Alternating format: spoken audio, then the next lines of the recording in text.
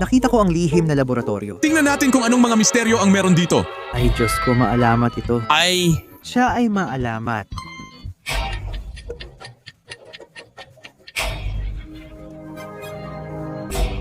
nalilito ako pero malakas ako at kayang tiisin to. Sige, harapin mo ako at alamin natin kung sino ang mas malakas. Sandali, ikaw si Goku. Nasa Dragon Ball Multiverse ba ako? Oh, hindi kita bibigyan ng tsansang talunin ako. Super Saiyan ayos lang. Sige, kung yan ang gusto mo, Supersonic, hindi tinatanggap yan. Anong patas na laban ito? Dito na ito magtatapos. Ngayon na, Ultra Instinct activated. Ay Diyos ko, yan na yun. Malakas, mabilis, mag-subscribe ka para matulungan akong mapalakas pa ang aking kapangyarihan.